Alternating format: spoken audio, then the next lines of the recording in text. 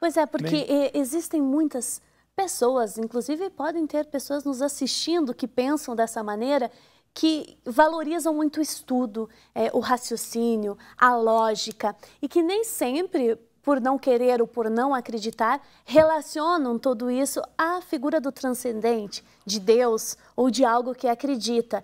E aí, de repente, a gente pega uma figura como Santo Agostinho, que era muito raciocínio, que era inteligentíssimo e que se deixa seduzir por Deus, que não usa grandes ideias, mas que pega pelo coração. Exato. E o objetivo dele é de manter sempre a pessoa divina na nossa frente. Hoje nós diríamos, em termos até de catequese, viver sempre com o temor de Deus. Não que Deus possa transmitir o medo, mas pensando que a sua presença me ilumina e que eu diante dele não posso e não devo nunca fazer um passo errado. Então, tudo isso me leva a ter uma autenticidade de vida, a não usar uma máscara de hipocrisia ou, pior ainda, uma falsidade ideológica. E para nós católicos, nós que participamos de uma comunidade de fé, que acreditamos no Evangelho e, sobretudo, na pessoa de Jesus Cristo, também cabe um alerta que nós podemos estudar, que nós podemos nos aprofundar nos assuntos, que nós não precisamos ser católicos superficiais e que esses assuntos não precisam ser só sobre a igreja, mas a gente pode ter um vasto conhecimento. Sim. Simone, a Igreja sempre defende que a formação cristã é permanente. É para todos, também para o padre que está falando, também para o Papa.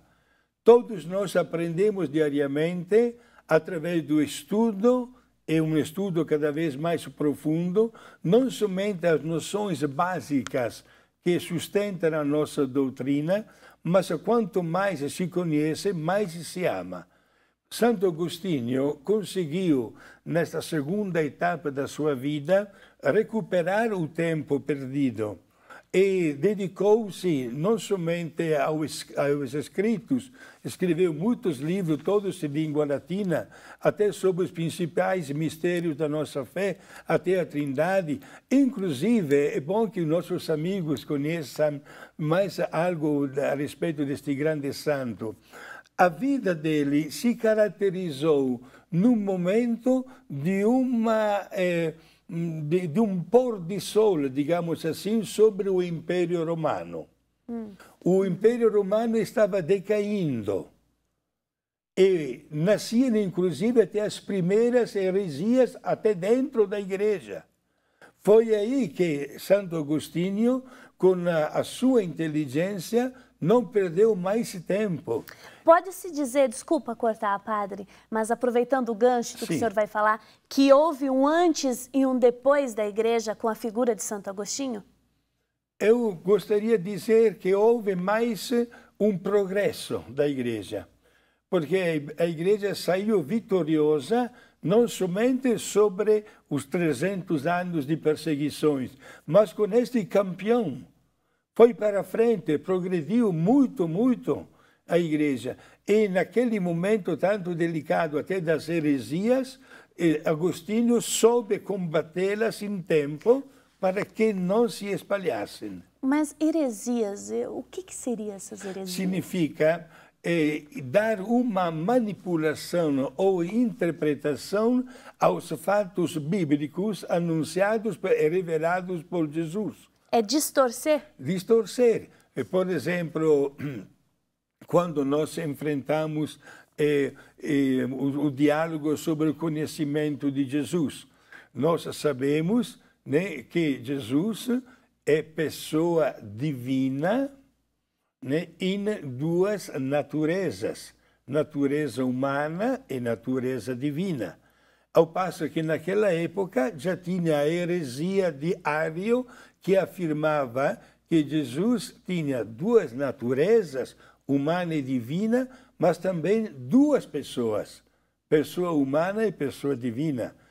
E a igreja acabou com esta heresia, definindo e sustentando que Jesus é só pessoa divina em duas naturezas. Portanto, quando Jesus sofreu e morreu, morreu como homem, nunca como Deus. Porque como Deus não podia nem sofrer e nem morrer. Esta é uma das heresias que circulava naquela época. A falta de conhecimento teológico levava as pessoas a um desvio da verdade, ou pior ainda, a uma manipulação até da mesma palavra de Deus.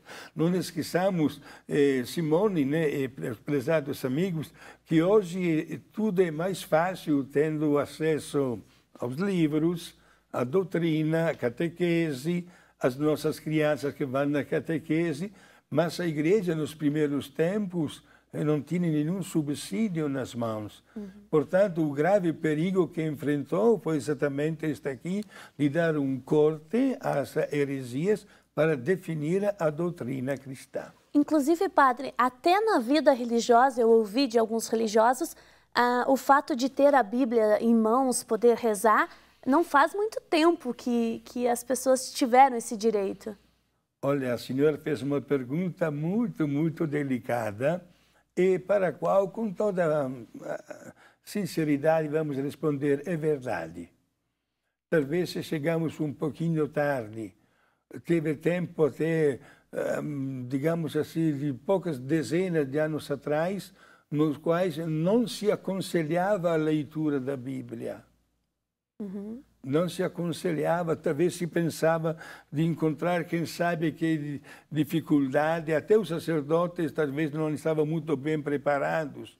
Hoje, graças a Deus, as coisas estão bem diferentes e a Bíblia se preocupou, e estamos vendo os resultados, em traduzir a Bíblia numa linguagem mais popular, para que todos possam compreendê-la, orientados por sacerdotes ou até especialistas, e facilitando o conhecimento da Sagrada Escritura.